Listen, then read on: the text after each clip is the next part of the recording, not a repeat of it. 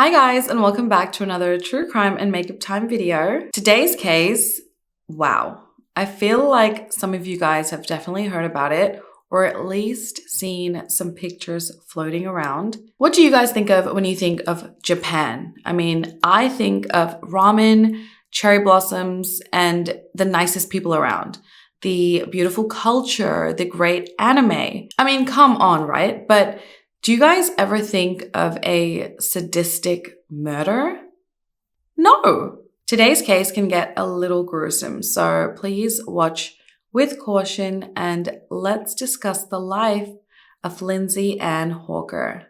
Let's get into it. Lindsay was born on 30th December 1984 to her parents Bill and Julia, and she also had two sisters, Louise and Lisa. She was from a town called Coventry in England. Lindsay was very intelligent. She was a great student, and she graduated from uni with the first class honors degree in biology in the year 2006. Lindsay was smart, popular, outgoing, caring, and successful. After uni, Lindsay wanted to continue her studies by pursuing her master's degree. But before she went ahead and did that, she wanted to take a gap year, just a year off to travel the world. She had a boyfriend. His name was Ryan Garside, and they had been together for 4 years, and they planned to go on this adventure together. Apart from just traveling, Lindsay wanted to do something a little bit different. So in October 2006, she signed up to the Nova Teaching School in Japan, which is Japan's largest English private school. Her plan was to teach English at this school, get paid, make a little bit of money, and also experience the beautiful country of Japan. Her boyfriend Ryan would be meeting up with Lindsay the following summer, where they would then set off on their travel adventures together. There's a lot of people who really love to immerse themselves in a different culture, not just, go for a couple weeks and, for like a trip. They really love to be in it, be around the people, learn their ways, learn their lifestyle. There is a great demand for English teachers in Japan, and given how popular the country is, how high it's ranked on the safety scale, it's a really popular place for tourists to come and visit. Lindsay chose Japan because of how safe it was. She loved the culture. She studied it thoroughly so that when she was there, she could be respectful to the people, to their culture. Her father, Bill, even packed Lindsay little lavender sachets so that she could hand them out to new friends and people she met when she was there as little gifts. That alone should tell you how sweet she was and how sweet her family was, because who does that? I mean, my dad would never do that. After Lindsay arrived in Japan, she was sent to Koiwa, a district in Edogawa, Tokyo. And then she lived in a city called Chiba, I believe because the rent was significantly cheaper over there.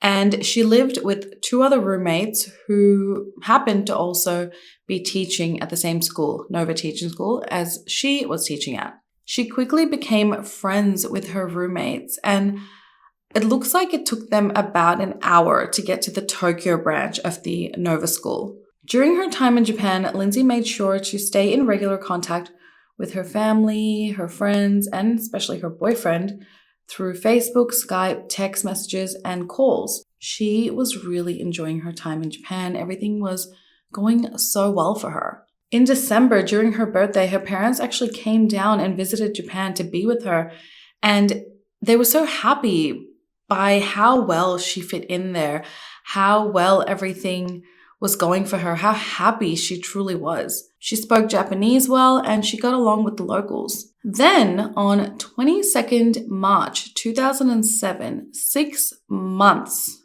into Lindsay's time in Japan, she had a weird incident take place. Lindsay normally rode her bike from her apartment.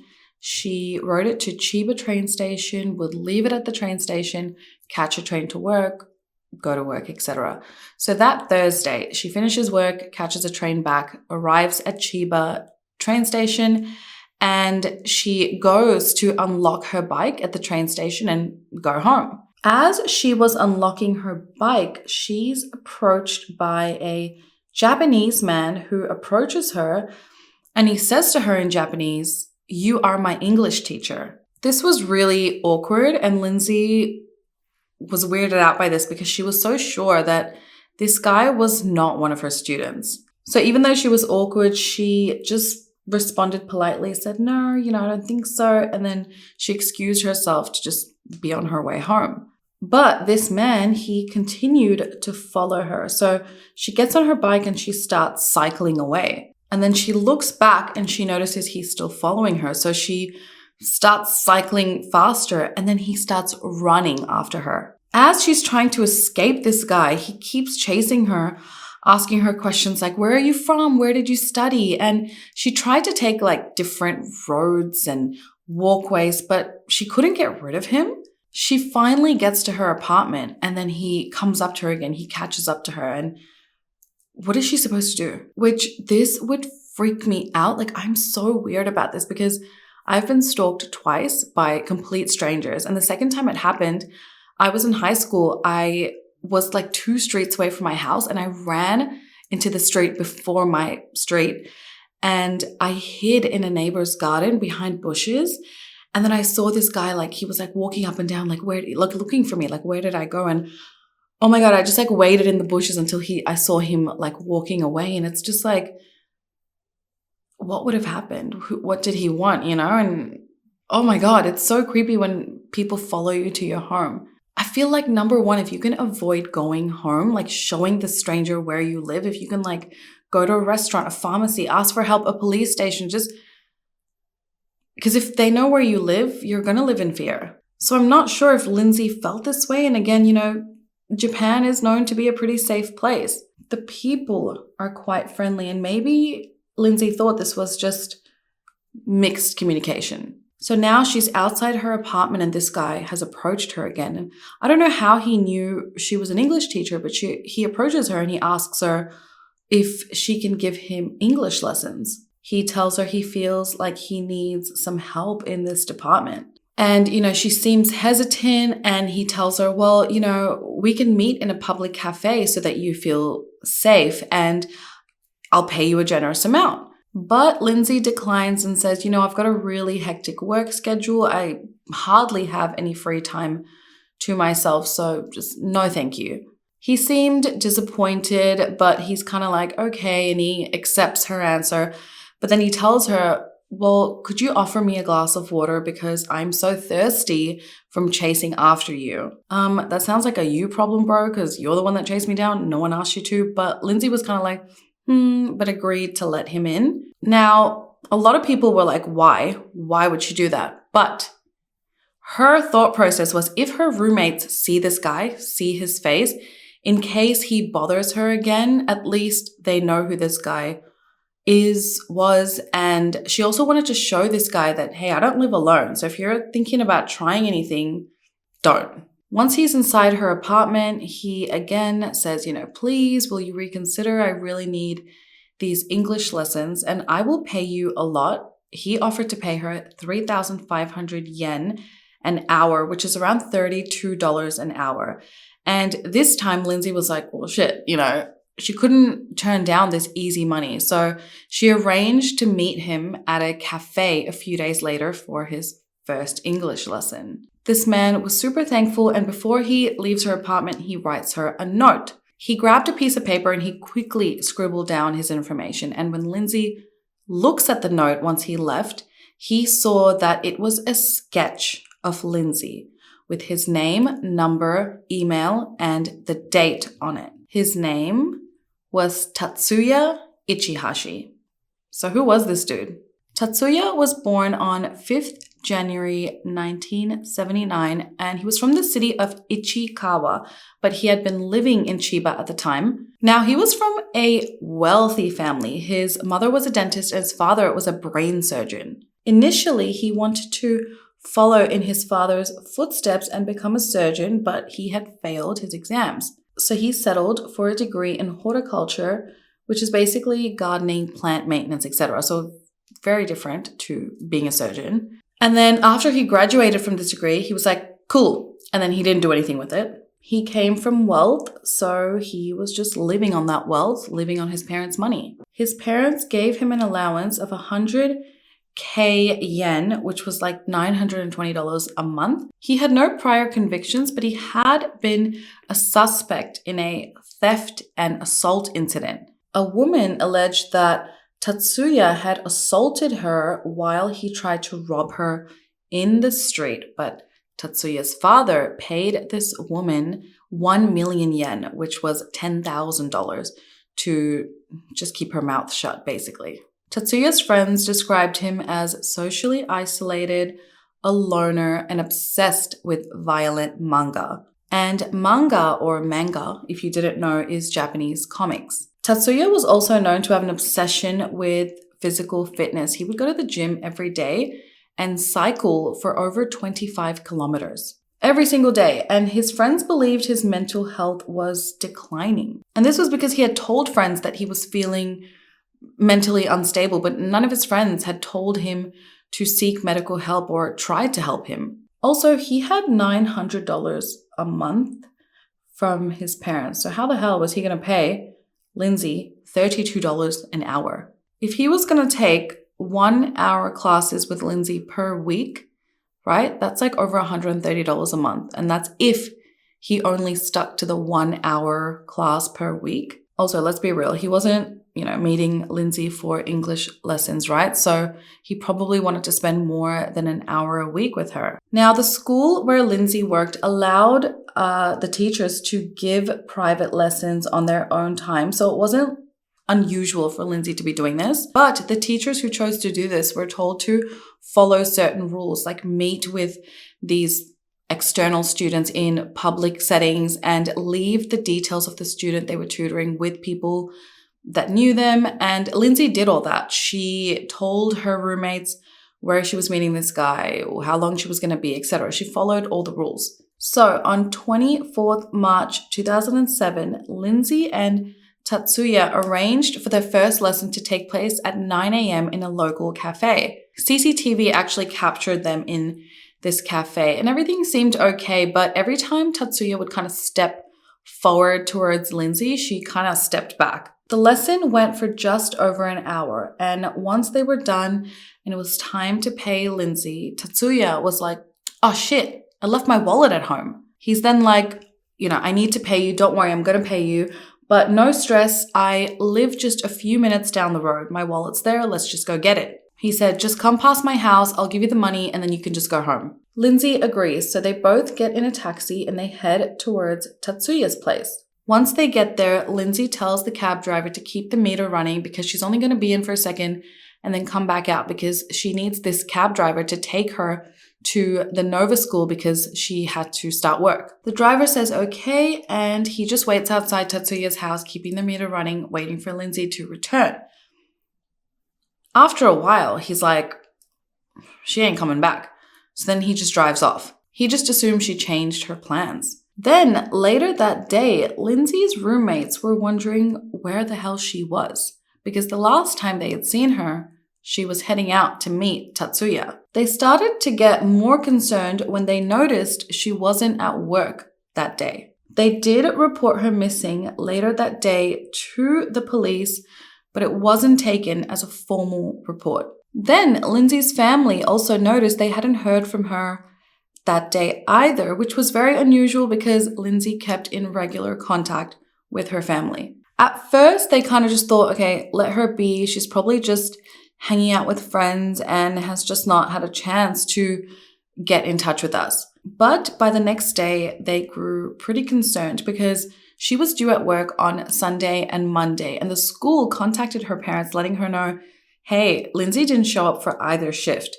And Lindsay never missed a work shift. Her roommates once again reported her missing, and this time the police began searching for Lindsay. Her last known activity on Facebook was a message to her boyfriend that read, "Love you lots. Don't worry about the guy who chased me home. It's just crazy Japan. Miss you." Her father, Bill, immediately booked a flight to Japan. Police first went straight to the roommates and questioned them, and they immediately mentioned this strange guy who had followed her home. That note that Tatsuya had left Lindsay was in her bedroom, and it had all of his details, that weird sketch that he drew of her.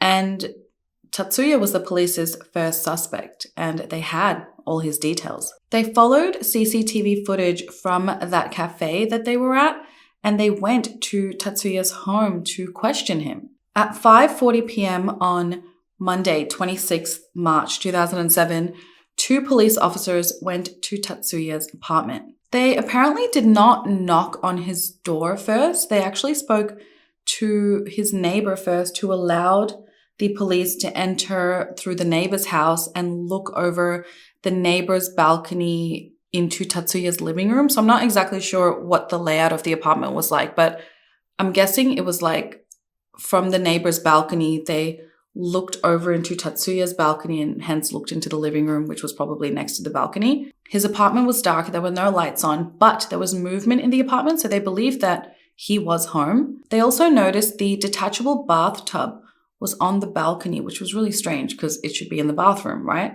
The officers thought that Lindsay was being held hostage by Tatsuya in his apartment, so they called for backup immediately. Now, I say immediately, but I don't know why it took 3 hours. So close to 9 p.m., 7 more officers arrived and they began planning a raid on Tatsuya's apartment. And this part is so frustrating, so be prepared to get frustrated. But as they're planning this raid outside his apartment, Tatsuya opens the door. He's barefoot, but he has a backpack on. The officers were startled that he opened the door, but they tell him, oh, we need to talk to you. And because they were so startled, Tatsuya took advantage and he bolted. He just ran. He ran past all 7 of them. And in that panic, one of the officers manages to grab his backpack. They managed to pull it off, but Tatsuya managed to escape. 7 police officers. He escaped 7 police officers right outside his apartment. And if you've looked at Japan, which this is all an assumption, but I believe the apartments there are pretty tiny. So I'm guessing the hallway was pretty tiny. So it wouldn't have been an easy task for Tatsuya to run past all of them. Like, how did he run past 7 officers, guys? Police entered Tatsuya's apartment, and what they found was horrific. In that bathtub on his balcony, they found it completely filled with a mixture of sand and compost soil. Sticking out of this mixture was a female hand. Lindsay was found inside this bathtub, naked and bound, gagged with plastic ties and scarves. Her body was covered in bruises and multiple wounds. Lindsay's hair had been shaved off and her hair was placed into a plastic bag. From this alone, police concluded that Lindsay suffered a violent death. When they conducted her autopsy, they concluded that her death was through homicide. I mean, obviously. And they concluded that she died due to strangulation or suffocation, as the cartilage in her neck was broken. On her body, there were round egg-shaped bruises, which they concluded likely came from a fist. Other marks on her body were found to have most likely come from colliding or being pushed into furniture. Lindsay was punched, kicked, and a blunt instrument was used to repeatedly beat her. There were many defensive wounds found on her body. Nearly her entire body was covered in bruises, and the autopsy suggested that these beatings, this violent attack on Lindsay had taken place over a 36-hour period. Police believe Tatsuya attacked and then killed Lindsay before placing her body in that bathtub. He then put a mixture of sand and a decomposition agent in the soil mixture and put flower seeds on top to disguise this bathtub as a flower bed. Police also found multiple women's wigs around his apartment, which led them to believe that he was a cross-dresser. When this bit of information became public knowledge, people believed that Tatsuya killed Lindsay to turn her hair into a wig, but that was never confirmed. And I mean, I don't know if I really agree with that piece of information about him being a cross-dresser. I mean, there are many reasons why he could have had multiple wigs around. Maybe he just liked to be in disguise. You never know, really. Both Tatsuya and Lindsay knew martial arts, but he was a more experienced fighter. He was also a male. He was a black belt, and Lindsay fought him, but Tatsuya was more powerful.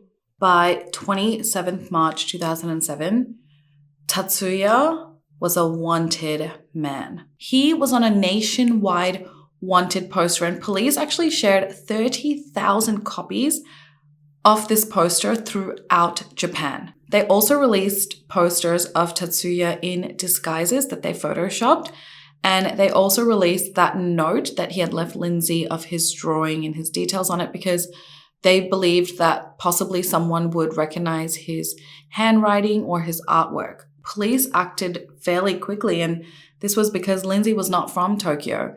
And then for her to come here and then have such a horrific thing happen to her was just tragic. Lindsay's parents had been informed that her body may have been found, and her father was already on his way to Tokyo. What he believed was a trip to search for his daughter would now turn into a trip to identify his daughter's body. And every time we talk about these cases, I feel like we kind of forget about what these victims' families go through. I mean, imagine that plane ride for him. Imagine her family sitting at home, what they were thinking, how they were feeling. Tatsuya's parents were questioned, but they did not know where he was. The police found out he had a girlfriend that he had been dating for a year, but she didn't know where he was. Then they found out that Tatsuya had visited a hardware store 6 separate times to purchase materials to assist him in Lindsay's murder. Lindsay's family launched a website to try and find Tatsuya. Her father even offered bottles of Japanese whiskey to the Yakuza, the Japanese mafia, to ask for their help in finding Tatsuya. And despite the posters and constant appeals and the rewards, no leads came of it. A year later, Tatsuya had still not been found. The media started to question the police, like, how the hell did you guys drop the ball so hard? Were they lazy? Were they just incompetent? Why couldn't 9 officers right outside his freaking door catch one man? Lindsay's family publicly criticized the Japanese police, and this caused Japanese media and the British media to focus heavily on this case. In the meanwhile, Tatsuya traveled all over Japan with no money. He covered his face under masks and wore hats and glasses and avoided eye contact and surveillance cameras, and he didn't contact anyone he knew, no family members, no friends, and he traveled to the most northern city in Japan called Aomori, and then he also traveled to the most southern city in Japan, the island of Okinawa. Somehow, despite being kind of everywhere, he avoided being found. Between 2008 and 2009, while Tatsuya was in Osaka, he slept in internet cafes and worked in building sites to earn enough money to get by.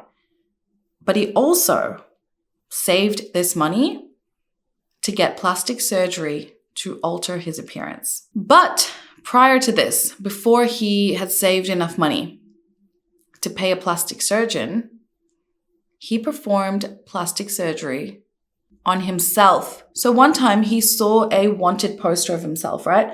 And he saw on this poster that one of his moles was clearly visible. So he took a blade and he sliced that mole off his left cheek using a box cutter. He then used scissors to cut like the bottom part of his lip right here to make it thinner. But he couldn't finish because obviously of the pain. So he had to go back a couple days later with a scissor again and finish the job off in this public bathroom. He cut open his nose bridge And then he used a thread to sew it shut to make it thinner. Look, the determination, okay? He was able to save 1 million yen, which is nearly $7,000. And he did this by using fake names of dead people to work odd jobs at construction sites. And this money that he had saved, this $7,000, was used to get him 2 nose jobs. And thinking about that, why would he get nose jobs? That doesn't change your appearance fully. Maybe he just wanted a nose job. What an idiot. Now, the police dropped the ball on catching him, right? When they had him like right there. But then the fact that they hadn't even found him, now they were getting even more pressured because they were looking really bad. So they raised the reward from 1 million yen to 10 million yen. Funnily enough, the times that Tatsuya was performing these surgeries on himself, right? Like when he was being his own plastic surgeon, he was able to remain hidden. But it was this constant need of him wanting to change his face so much that ultimately led to his downfall. In October of 2009, he's at the plastic surgeon's office yet again. And while he's there, the surgeon notices the scars on his left cheek and he thinks these look really strange. And together with the scars on his cheek, obviously there were multiple other scars on his face. And the surgeon just had this like weird feeling about it. And you know how you see those photos of surgeries before and afters, right? So the surgeon takes the before photo of Tatsuya and Tatsuya thinks nothing of it. Well, the office took these before photos and sent them straight to the police. Now, I believe the surgeon still performed the surgery that Tatsuya came in for, but when they sent the before photos to the police, the surgeon tells the police, look, I performed some surgery on this guy. And I'm guessing at this point, the surgeon's office put 2 and 2 together that this guy was wanted. So the police now took these new images of Tatsuya, the most recent ones with all the scars on his face, with the altered nose, with the altered lip, and released these images to the public and told the public to keep a lookout for this man, Tatsuya, and that he was going to be looking slightly different now. Tatsuya then sees the news report on himself with his most recent photo, and he's probably like, what the hell? You know, he just had all this freaking surgery. So he goes out and buys a disguise. He buys a mustache, a beard, and sideburns, okay? And I'm like, why didn't you just do this from the start? Why did you cut your lip open and cut your nose open? But the public was already on high alert. They were like looking out for this guy. Then on 10th November 2009, the police received a tip by an employee who worked for the ferry, as he believed that he saw Tatsuya waiting for a ferry that day. Tatsuya was found and arrested finally. He was initially charged with abandoning a body, but later he was charged with 2 additional counts of rape and murder. The reward money was split between the ferry employee, the plastic surgeon's office, and then also one of Tatsuya's colleagues who worked the building sites with him because he later came forward and helped with the investigation. Lindsay's family flew down to Tokyo for Tatsuya's trial on 4th July 2011. Now, something I find interesting is that in Japan, the perpetrator can get his sentence reduced if the victim's family accepts their apology. So Tatsuya obviously tried this and wrote Lindsay's family a letter saying, "There is no one to blame but me. I will take responsibility. I will never forget about her and what I did to her and to you. I will carry my cross until the moment of my death. I'm very sorry. I not only destroyed her life, but I also changed your lives. What I did to her and you will never be forgiven. I was evil." Lindsay's family heard this apology and they strongly rejected this apology as they believed it was just a plea to get his sentence reduced. Then, strangely, initially Tatsuya pled not guilty, but then as the trial began, he claimed he wanted to make an admission. He admitted that he was responsible for Lindsay's death. He admitted that he attacked and he raped her, but he did not intend to kill her, and that was an accident. He said that this happened when he tried to stop her from yelling while he was raping her, and that he covered her mouth and strangled her and accidentally killed her. But the injuries on Lindsay's body made his story seem a little bit unbelievable. The prosecution did not agree with Tatsuya's claim that Lindsay's death was an accident. And if in fact it was, he did not try to save her. He did not call an ambulance.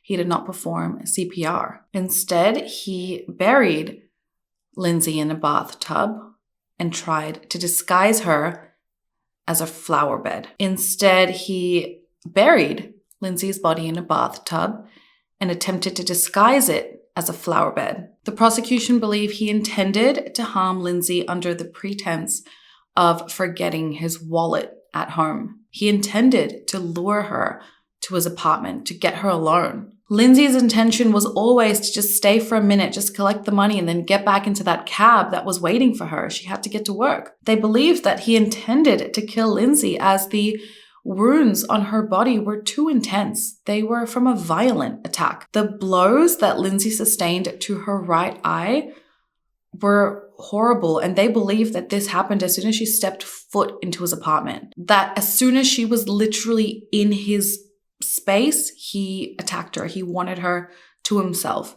Lindsay fought back, but she lost. Tatsuya's defense insisted that the entire thing was an accident. Well, her death, at least. And Tatsuya stated, "Only Lindsay and I know what really happened that day, but she can no longer speak for herself because of me.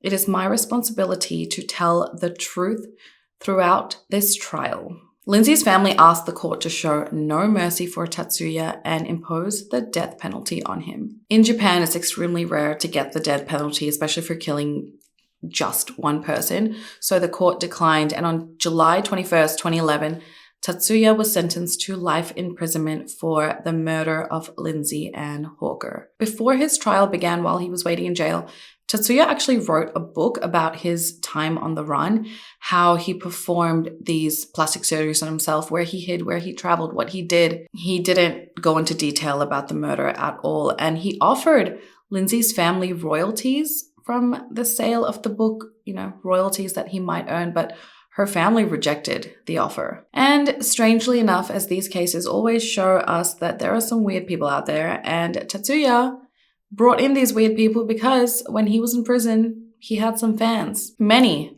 fans, and his parents actually would send him monthly donations while in prison and would visit him often. And, it's their child after all. And that is the tragic case of Lindsay Ann Hawker. I mean, throughout the entire time when I was researching this case, I just kept thinking, if only she waited outside his apartment. Heck, if she never even went to his apartment, if she just told him, you know what, just give me the money, at the next lesson, even better, you don't have payment, I'm just going to end my services with you. But who knows, right? It's easier said than done. He could have possibly just kept stalking her and harassing her and attacked her another time. People are relentless. And some people are going to comment, don't victim blame. That's not what I mean. I'm not blaming her. I'm just saying, us as women, we can't be trusting. We just can't. That's just not the world we live in. Lindsay was smart, beautiful, had her whole life in front of her, and that was all taken away in 30 minutes? Let me know your thoughts down in the comments below, guys. And I will see you in next week's video. Besitos. Bye.